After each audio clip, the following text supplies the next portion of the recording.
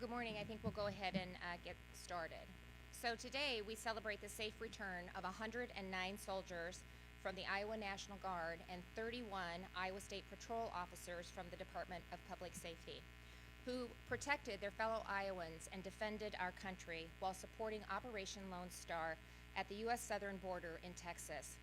I first want to thank them for their service and express my gratitude to Major General Osborne, the Adjutant General of the Iowa National Guard, along with the Department of Public Safety Commissioner Steve Baines. I want to thank them for their leadership and for their support of this mission.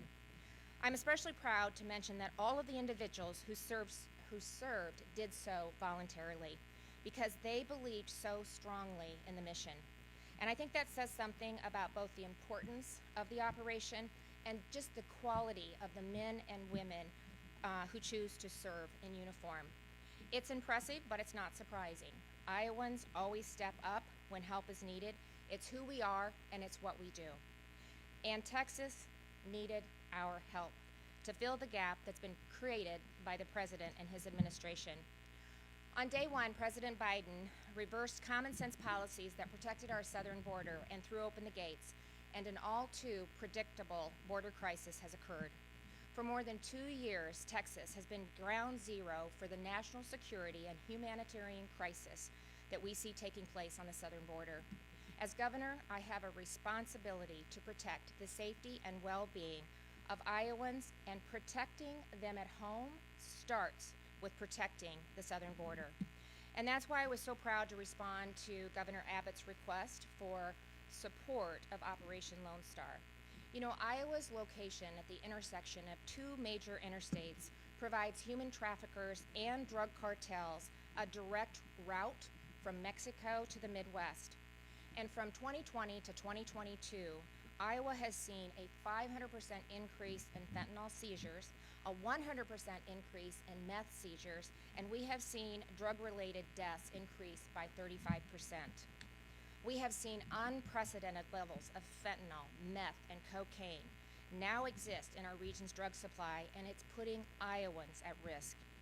I will just let you know, too, that this morning in Washington, D.C., Senator Grassley is participating in a Senate Judiciary Committee hearing on the safety and well-being of unaccompanied children, sharing what he's heard from law enforcement officers in Iowa about the impact of the open border, that an open border is having on our communities, including the confirmed presence of Mexican cartels in both rural and urban areas.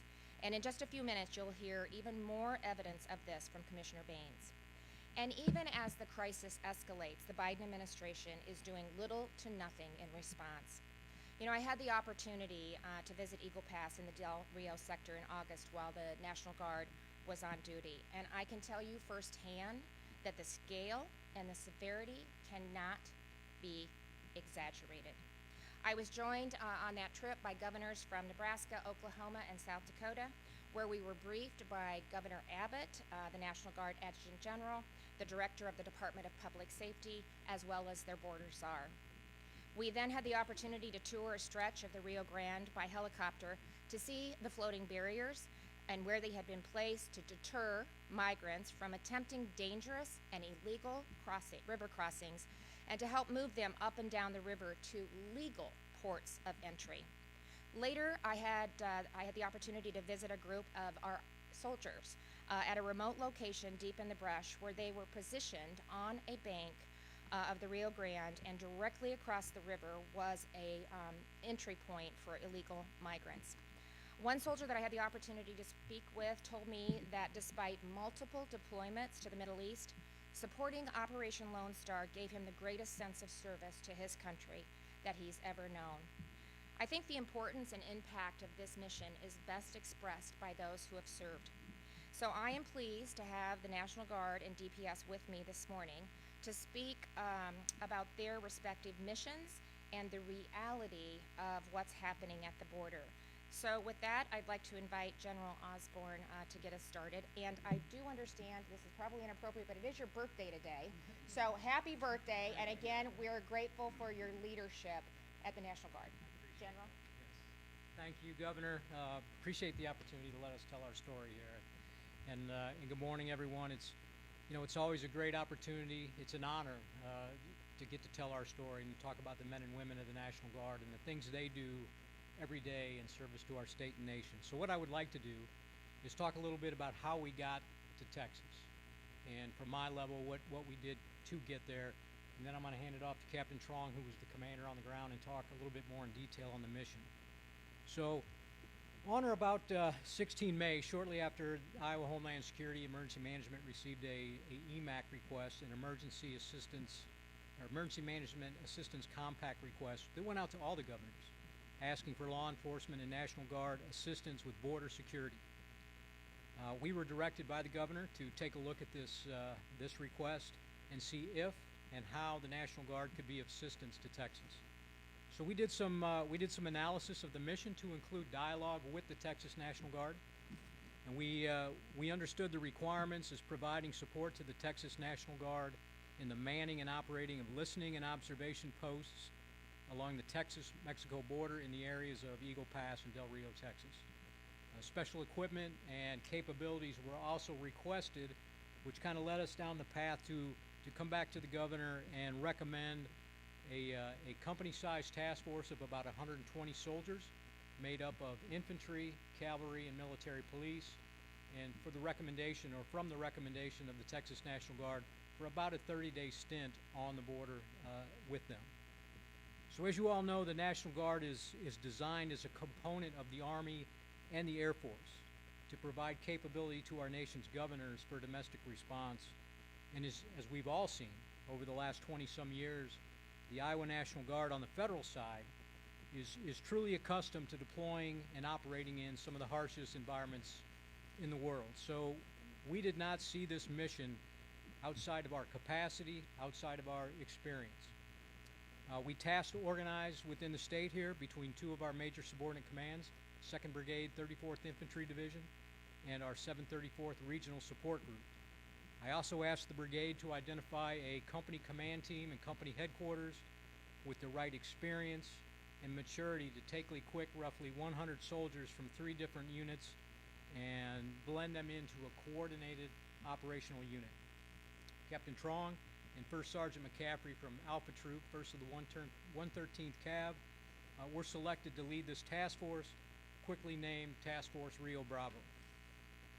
As our soldiers mobilized onto state active duty in late July, we went through several days of processing, medical, and administrative screening at Camp Dodge, and then they were bused down to Del Rio, Texas, where they occupied a Texas National Guard temporary military installation for the duration of their mission.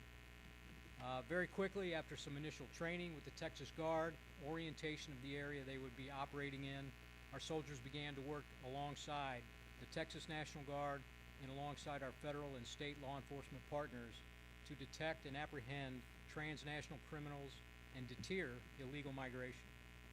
In all, our soldiers performed static and non-static missions along the border to include observation points, prevent, detect, and interdict missions, and coordinated searches for migrants that were hiding or attempting to avoid detection and apprehension. Our soldiers assisted and supported with the apprehension by CBP of approximately 1,700 illegal immigrants, the surrender of roughly 1,200 immigrants to CBP, the arrest of 2 individuals with outstanding U.S. warrants, and a large number of migrants that were turned back at the Mexico border at illegal crossing points. And Captain Trong will talk a little bit about those. But just very quick, as the governor mentioned, the governor had an opportunity, and I had the opportunity to escort her down to see our soldiers. She did visit some of the operation sites they were at and see the environment and truly at the Rio Grande River and Mexico there on the other side. Met with the many Iowa soldiers that volunteered to go. We directed 3 units, as I mentioned, but out of those units we needed about 30 to 35 soldiers, and very quickly those soldiers quickly volunteered to serve on this mission. And as the governor mentioned, a press conference with the other supporting governors on this. So right now I would like to hand it over to Captain Trong, who, as I said, was the commander for Task Force Rio Bravo and directly led our soldiers on the ground down in Texas. Captain Trong. Thank you, General Osborne. Thank you, Governor Reynolds, for this opportunity. Good morning, everyone. My name is Captain Trong. I am the Alpha Troop Commander with the 1st of the 133 Cavalry Squadron, 2nd Brigade Combat Team, 34th Infantry Division of the Iowa Army National Guard. I have the distinct privilege of leading the 109th Soldier Company Task Force from the Iowa Army National Guard to support the Texas Military Department with their Southern Border Protection Mission. From this deployment, the Iowa National Guard identified units with the necessary skills and abilities for this mission. Soldiers from our task force were specifically selected based on their experience and training in order to conduct observation and civilian disturbance operations.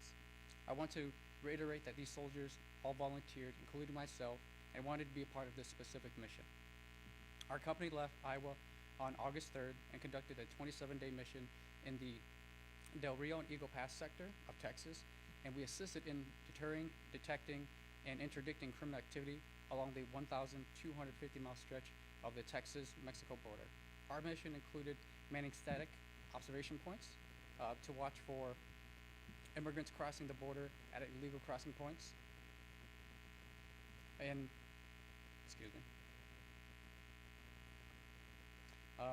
crossing illegal crossing points and search for immigrants in the fields in order to assist U.S. Borders Patrol officers. Our purpose was to provide additional eyes and ears for the Department of Public Safety and Border Patrol units so they can prioritize their limited resources on the high volumes of immigrants crossing the border. Our team was equipped with motorized equipment and personnel protective equipment to ensure the safety of our soldiers. Upon arrival, we were read onto the rules of force provided by the Texas Military Department and federal agencies to ensure both civilians and soldiers were protected. We are always ready, as General Osborne mentioned, and we saw this as another mission, to put on the uniform and to be able to complete our task and ask what we were trained to do. I have always instructed my soldiers now and while we were down there to treat everyone with respect and dignity as we carried out the mission and completed our task. Suspicious activity along the border was apparent. A common sight that we saw were multiple males crossing with small children. And we also spotted many individuals conducting suspicious activities, carrying packages, bags, crossing the border regularly. The flow of these immigrants through the Texas border ultimately impacts the communities and our state. I've personally been deployed overseas 3 times, although this mission I can see how it directly, immediately impacts us and our community. For instance, there would be a large influx of migrants crossing the border, and on occasions we would see immigrants from various countries, including China and Iran. Over the course of this 27-day mission, working shoulder to shoulder with other soldiers and patrol officers, we assisted with 1,700 apprehensions of illegal immigrants, 1,241 surrenders, and 2 arrests of illegal immigrants crossing the border. Our presence also encouraged illegal immigrants who intended to cross the border to turn back into Mexico. Guardsmen from across the Midwest worked together with a common goal of making our state and our nation safer. I want to take a moment to highlight one of our soldier service members that were with me, a part of Operation Lone Star.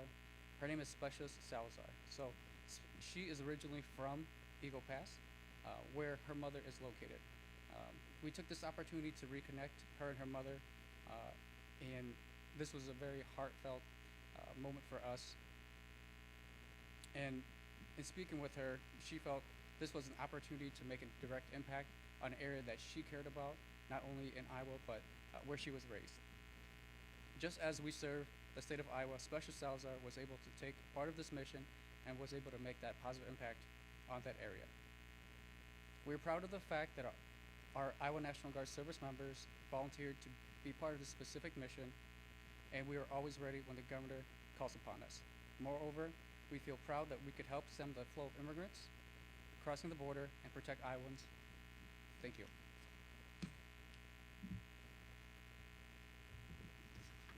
Thank you, General Osborne and Captain Throng, just for your service and for your leadership to this mission. You know, it was an honor to meet some of the men and women who served there with you, and so again, thank you for your service to the people of Iowa and to our country.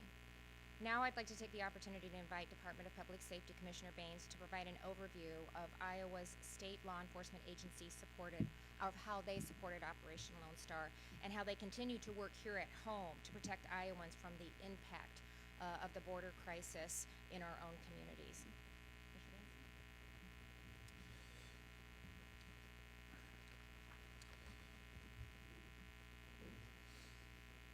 Good morning.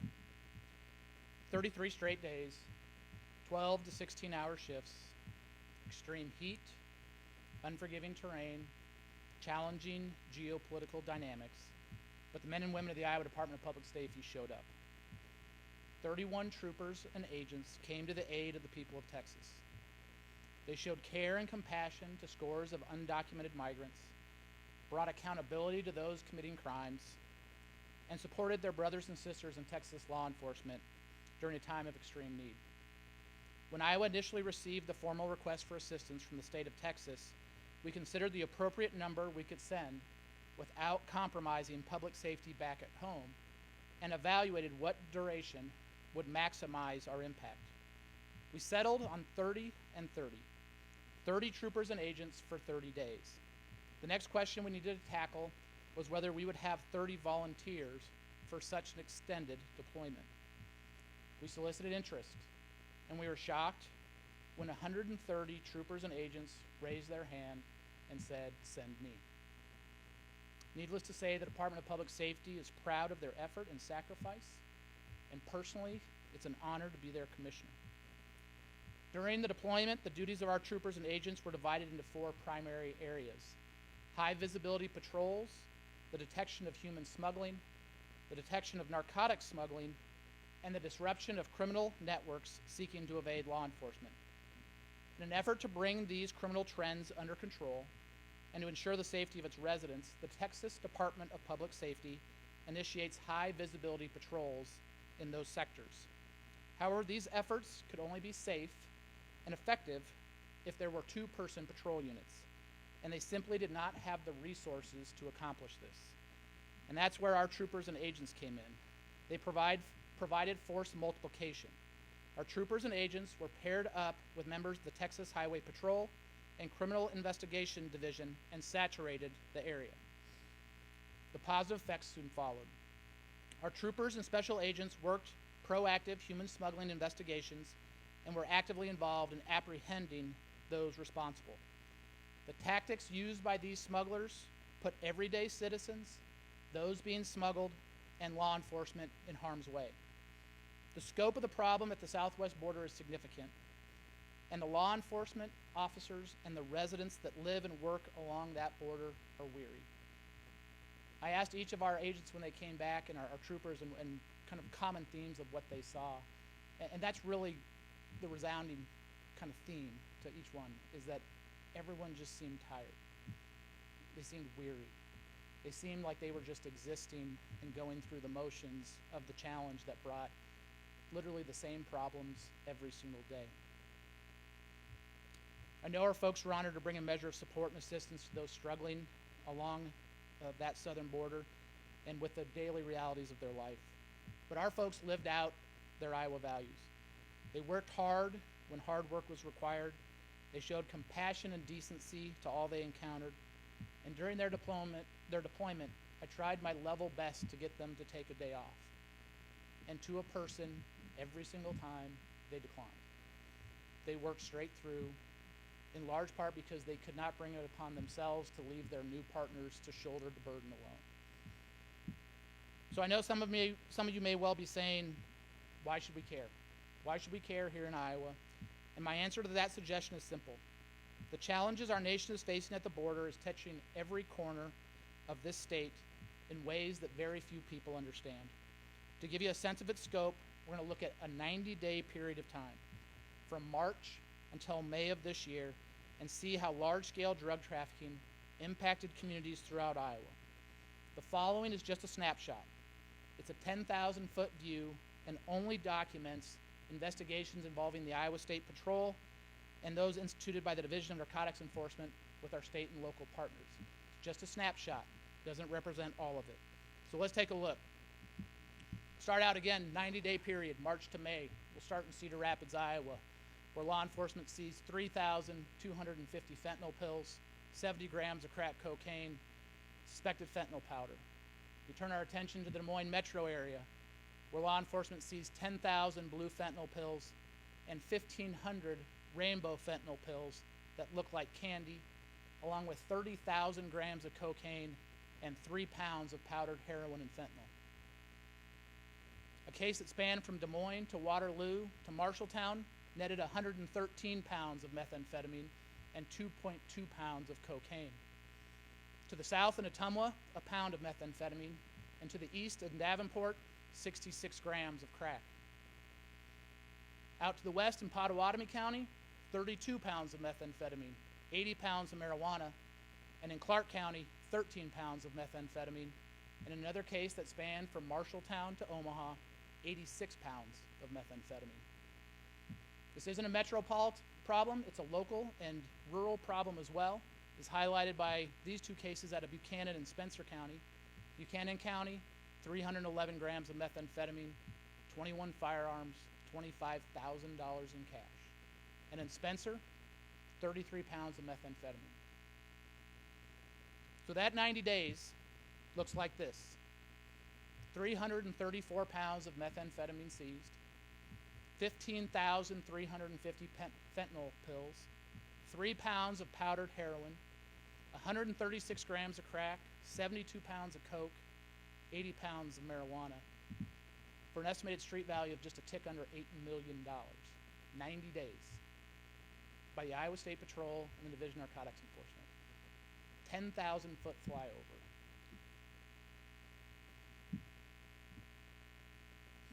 Additionally, $286,000 in drug proceeds seized and 33 firearms. Additionally, among those cases we just discussed, 7 of them had a direct evidentiary link to the Mexican cartels. 7. And that is a trend that has spiked in recent years. So if you look back at 2019 and 2020, when we started tracking these cases, D&E on average, the Division of Narcotics Enforcement, would have somewhere between 10 and 15 cases a year with a direct evidentiary link to the southern border. Starting in 21 and in the years that followed, it has more than doubled and in some years tripled the number of cases. In 2021, we had well over 30, approaching 40 cases with a direct evidentiary tie between Iowa and Mexico, and the rate continues. Why is that? Well, long and short of it is the pipeline between Mexico and Iowa is almost direct.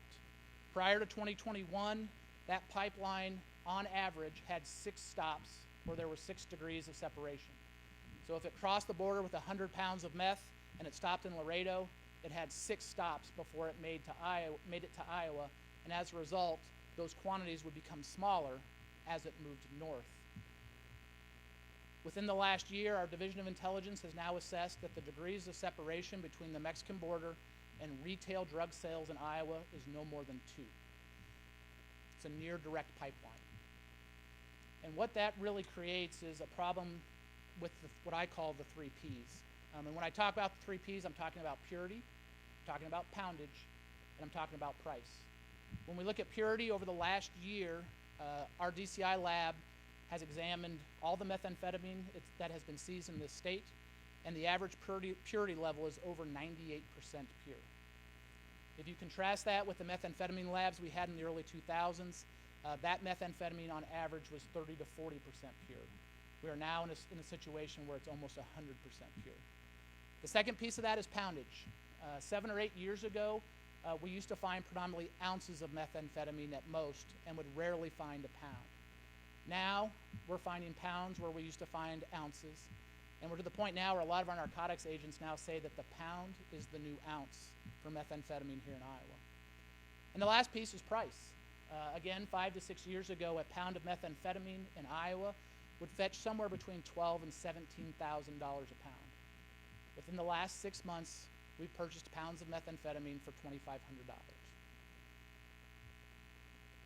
So with those problems come overdose deaths, come violence, come firearms, and that is what we're seeing here in Iowa. So when the governor says every state is a border state, She's not being glib. She's not being political. The facts bear it out. It's what our folks see day in and day out, and it really highlighted the need for us to be down in Texas. To give you a better sense of our activities while in Texas, I would now ask Captain Mark Miller to come forward. Captain Miller volunteered and was hand-selected to lead our deployment to Texas. He's no stranger to border operations, having led our previous mission in 2021, as well as having been deployed to Arizona during his time with the National Guard. Captain Miller. Thank you, Commissioner. I am Captain Mark Miller, and I did have that distinct honor and pleasure of deploying your agents and your troopers to the Texas border in support of Operation Lone Star. This consisted of taking 20 state troopers, 2 trooper pilots, and 9 special agents to fit the needs of the Texas Department of Public Safety. Every trooper and agent who deployed did so with the intent of making a positive difference. They wanted to make a positive difference in several ways. First off, they wanted to make a positive difference for the citizens of Iowa by attacking the drug trafficking, human smuggling, and human trafficking problems that come directly from Iowa from our border. They also want to make a positive difference by supporting the Texas officers, our brothers and sisters down there in blue, who are tired. They've been doing this for 2.5 years now, and are quite frankly getting exhausted and need all the help and support they can have.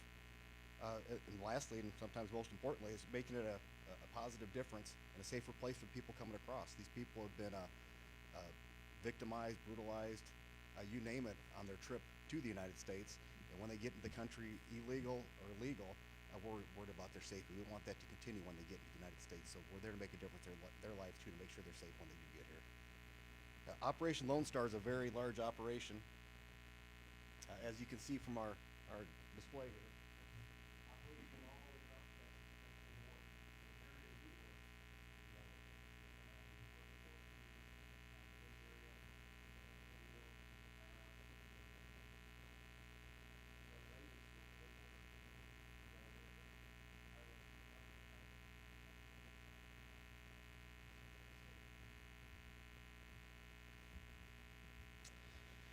So as large as that operation is, it has lots of moving parts, roles, and responsibilities. It's also very fluid. The needs and the asset needs change consistently. We didn't know until literally 2 weeks before we got there where we were going. Our locations kept changing and where we were going to work changed too. We went from thinking we were going to work on the rivers and the crossings to actually working smuggling routes for the troopers. So things are always changing down there. It's almost like a chess match for them down there. The Department of Public Safety makes a move, the cartels make another move, and they have to counter that move, and that just keeps going on constantly for 2.5 years now. So the Iowa State Patrol, the Iowa Department of Public Safety, we decided to assist by sending 3 unique teams down there with different capabilities. First off, we deployed an aircraft. So we deployed our Cirrus aircraft there. That aircraft has capabilities to do reconnaissance. It's got a really nice camera system in it. A camera system, that airplane can be up 4,000 or 5,000 feet in the air, so it's hard to see, and they can zoom down into the location, detect people, detect objects, and take a good visual of what's happening down there. The aircraft logged 120 hours of flight time while they were down there as far as missions went. Daily, the pilots would be assigned reconnaissance missions. These could be night missions, these could be day missions. Most of their reconnaissance was on the Rio Grande River, or close to the Rio Grande River. They're trying to find anything that looks suspicious, anything that looked out of place, and then they report that to the ground units. They would also respond for calls for assistance from both the Texas troopers and from the Border Patrol. If the Border Patrol Texas troopers ran into a situation, they would call us to come and take a look. They called it doing an overwatch. The plane would come above them and do just exactly as we're talking there. They do an overwatch of the area. This is an example of what our camera can do of an overwatch situation. You can see a Border Patrol truck on the bottom left of the screen there. There was a large group of people in that wooded area. We couldn't see into the wooded area so much, but we can see if people are exiting that wooded area. We can see if vehicles are coming towards that wooded area, so we can warn law enforcement maybe there's a danger coming, maybe there's a problem coming, maybe there's an escape route, and then you can take the resources and direct them into where they need to go. So that's what an overwatch would be. We actually conducted 24 overwatches during our time there. And there's another picture of in this case it was what we call a locate. So the aircraft was asked to go check on a situation. They were told there were people walking on the Rio Grande on our side to go take a look at it. The pilots went up, they took a look at the situation, they located the people from 4,000 to 5,000 feet up, so you can't even see the airplane hardly. And then what you see is a Border Patrol boat coming to go ahead and talk to these folks and see what the situation was, what their status was. They also responded to other crimes that would happen. They would respond to the pursuits that that were a part of this operation. So the same type of thing, they could be up in that airplane. The officer could back off of the vehicle in the pursuit, make it a little safer for everybody else. And then when there was a bailout, we'll talk about bailouts in more detail a little bit later in this conference. They could see where the people have gone. Next thing we deployed was 20 troopers, and they were assigned to the Texas Highway Patrol. These troopers spent most of their time working assigned smuggling routes. So we didn't work on the river like we did last time we went. We spent our time on smuggling routes. These assignments consisted of high visibility patrols and criminal interdiction stops. We worked Interstate 35 of all places as part of our route. Interstate 35 north of Laredo, Texas. And then we worked rural highways, rural county roads, rural state highways, rural U.S. highways in Texas. We worked both day and night shifts. Our troopers broke up into 2 teams. They had 9-man teams, 8 troopers and a sergeant. They would actually pair up with the Texas trooper.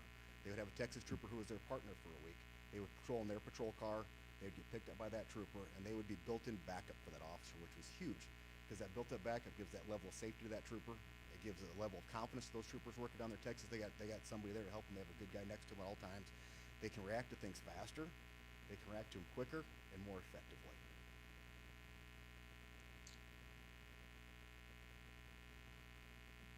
And although most of our time was spent on the smuggling routes, a little bit of it was spent on the river crossings. So here in this picture, what you have is troopers made a traffic stop, rural highways late at night, Texas early morning. We're gonna call it about 2 a.m. and they came across what's called the sand truck. So it's a semi with a trailer, and it's got kind of like a gravity-fed grain truck would be in Iowa, where they put sand or rock in it, and the gravity feeds it out. When they want to dump it out, they can dump it out later. So they stop it for a mud flat violation, no big deal. Doesn't seem like anything really important at the time, other than the semi and the trailer are stolen. The semi and the trailer are stolen, so they start looking into it a little harder, putting a little more investigative efforts into it. And as they're going through it, the driver, once they tell him it's a stolen truck, doesn't tell him that there's anything else with the truck. He just, hey, we'll call my boss. I didn't know it was stolen. Not my problem. I don't know what's going on here.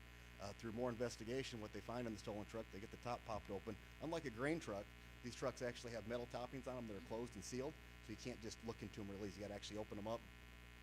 This is what we find inside. We find 9 human beings in these two sandboxes. One of the scary parts of it is that this driver didn't mention to us he had people. He would have went to jail. This trailer could have very easily been taken to a tow yard, and it's hot down there. Our average day is about 100 degrees. The next day, these people would literally be cooking in that trailer, and it's just some of the tragedies that happened down there that was averted by this traffic stop in this case. Another thing we ran into, scouts are pretty common down there. The cartels have scouts that are actually watching us, seeing what we're doing, see what the National Guard's doing, seeing what the state patrols are doing, how many officers are in the area, where are cars located, how active are they stopping vehicles or not. This was another late night rural road stop. An Iowa trooper, Texas trooper stopped the vehicle on a traffic violation. They find 2 young men in it. They find a semi-automatic weapon. They're that AR style weapon there. Cash, drugs. The intel comes back. These are scouts for the cartel that were just checking on us, seeing what was going on that night. So we ran into that type of stuff during our time. So we didn't work a lot on the river. We did work a little bit. In our about 24 hours we spent on the river, we had 3 medical assists we helped with on the humanitarian side. What would happen if we had a medical problem, in my experience anyway, in this case with South Dakota National Guard members, called the State Patrol, hey, we got a medical problem, we think, across the line. And right across that barbed wire on the left, it looks like rivers right there, but there's actually places people saying there's a bank over there. There's people standing there, been standing there for hours trying to get across, and they noticed that a guy wasn't acting right. Ended up being heat stroke. So they bring a medic in, and they actually assess him, and if they determine it's an actual medical emergency, in this case, we brought the whole family across because we weren't going to separate families so that could be taken care of on a heat stroke situation. And that's how that worked. And just another picture of a late night stop where it was 9 undocumented people were processed to Border Patrol. Before I get into numbers here, the other team that we deployed 9 special agents. It consisted of 8 special agents and one of their supervisors, the divisions of criminal investigation and the division of narcotics enforcement. The investigators provided investigative assistance to Texas DPS, so much like this, they were deployed and they were given a Texas partner. So they were given a detective down in Texas that they worked with and they worked cases with. The investigations mostly centered around smuggling. The things they experienced down there, they watched criminal network activity such as human smuggling, drug trafficking, and stolen vehicles. Much like the troopers, again, they were paired with Texas officers so they could have that assistance and beef up their manpower. What happened when we were in Texas? This is Operation Lone Star stats from the Department of Public Safety in Texas of what happened during that month, across that entire border. We were just a small piece of this. But during that time, they had 8.7 pounds of fentanyl seized, 46 pounds of heroin, 1,600 pounds of cocaine, 1,900 pounds of meth, $580,000 were seized. 386 firearms were seized during that time. 1,400 arrests, 388 of those being narcotics arrests. 481 fugitives were picked up during that time in that dragnet of those officers working that border and the National Guardsmen down there. 138 pursuits pursued during that time while we were there. 138. 149 of them involving bailouts. 81 gang encounters happened with known criminal gangs within the United States. 212 stolen vehicles and 121,000 undocumented migrant encounters were reported by the Department of Public Safety in Texas during that time. What did your Iowa officers do during that time? They were directly involved in 42 pursuits, 35 bailouts, 491 referrals of undocumented aliens during that time. 40 human smuggling cases were worked. 40 state charges for narcotics, 14 narcotics actual arrests, 6 guns were recovered, 11 stolen vehicles, 11 drug trafficking cases were worked during that time. And now I'd like to turn this over to Agent Chad Page, who's got some, he just wants to kind of share with you what his personal experience in Texas was with us. Thanks, Jeff.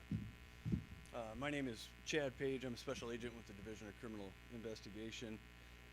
Just to give you kind of an oversight, what we dealt with a lot of on the southwest border was with the bailouts. So anytime we had a pursuit, or frequently after we'd have a pursuit, everybody would just bail out of the vehicle. A lot of times that was predicated by using the vehicle as a battering ram and just punching a hole through a ranch fence and driving off into the ranch as far as they could so that they could evade law enforcement capture.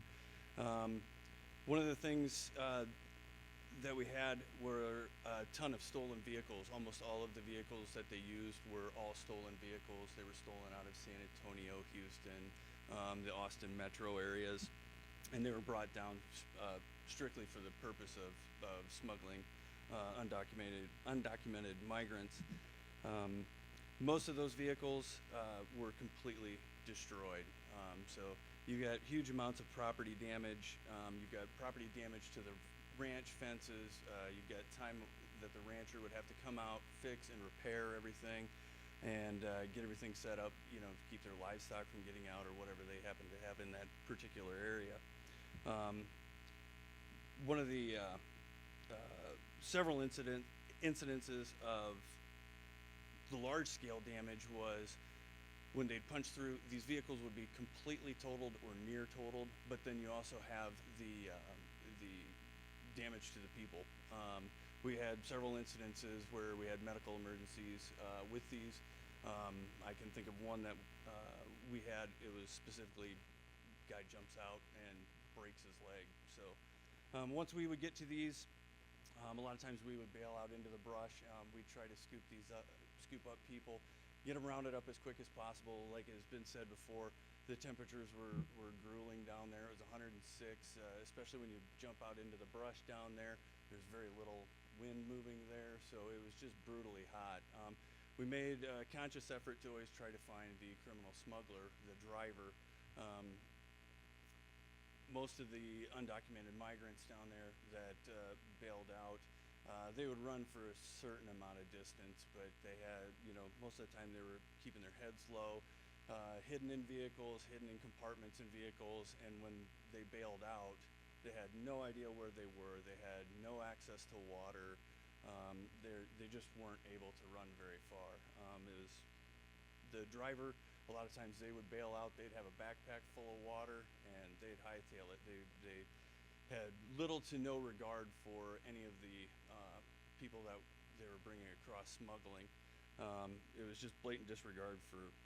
It was inhumane. They would take off with their water. All these undocumented migrants would then stay in that area until we could get around to them. It was law enforcement intensive in that we had so many troopers down there providing the pursuit vehicles.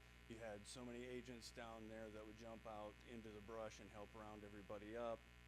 You had CBP and Border Patrol using all of their assets, Texas DPS, Iowa DPS with the flyovers and the air assets that we had down there definitely gave us an advantage to getting everybody rounded up. One of the things that I think is a huge misconception is that people think that, well, these smugglers are bringing distraught and displaced people, and they're hand holding them, bringing them across. That is not the case at all. What we saw was a blatant disregard for the safety of Texas citizens, anybody on the roadway, to include the undocumented migrants. When they decided that they were going to punch a hole in a ranch fence and make a break for it, they left the road at highway speeds. They don't quite have the ditches that we do, but they would leave at highway speeds of 80, 85 miles an hour, and they would just continue until that truck literally just came to a stop from damage or wrecking it out. It's not the hand holding that anybody would think that this is some humanitarian effort that these smugglers are doing. It's really damaging. That was the one big misconception that I saw, and with that, turn it back over to the governor. Well, first of all, thank you, Commissioner Baines, Captain Miller, and Special Agent Page, not only for your service at the border, but for everything that you do to protect Iowans from the influx of drugs and other dangerous threats that are a direct result of the negligence of this administration. What's happening at our border is a tragedy, and it's putting our national security at risk at a time when the stakes are too high for our defenses to be down. In the 2 weeks since the barbaric terrorist attack on Israel, we've seen Iran-backed terrorist groups threaten days of rage against the West and especially America. I pray that such atrocities never happen here, but the Biden administration's open border policy has been nothing short of an open invitation for anyone to enter our country.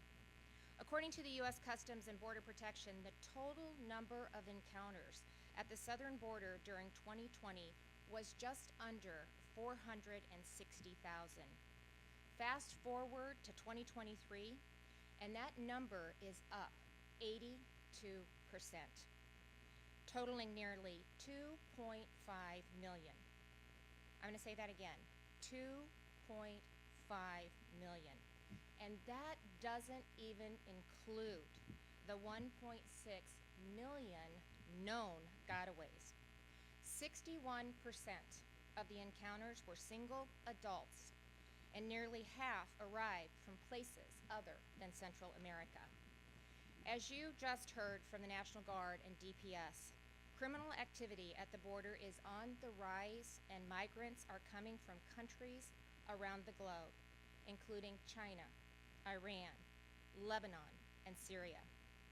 In the last year, CBP Border Patrol and field operations arrested nearly 48,000 migrants who were convicted criminals. Nearly 11,500 were wanted by other law enforcement agencies. Another 988 had outstanding warrants, and 598 were gang affiliated. Even more concerning, and that should concern all of us, 249 migrants apprehended at the southern border this year were on the terrorist watch list, and another 487 were stopped at the northern border on the terrorist watch list. If it was unclear why soldiers and law enforcement officers from Iowa were deployed to Texas to help defend the border, I think it should be crystal clear right now why it was in our best interest to go down and help the Texas National Guard and the Texas law enforcement officers that, as you've heard, have been on the front line for over 2.5 years. And fatigue is real because it's not stopping, it's escalating. The president's inaction has resulted in catastrophic consequences. The Biden administration has failed to respond to this crisis, and in doing so, he has failed the American people. In contrast, Iowans believe in duty and responsibility. It's why I said yes to Governor Abbott's request for help. It's why the National Guard and DPS said yes to the mission. And it's why every soldier and officer who volunteered to serve said, yes, I'll go. Iowa's mission to support Operation Lone Star cost a combined total of approximately $1.93 million, but not a penny will be paid by the state. Instead, it will be paid using federal funds allocated to Iowa through the American Rescue Plan. Since the president and his administration have refused to rescue America's borders, we've done our part on their behalf.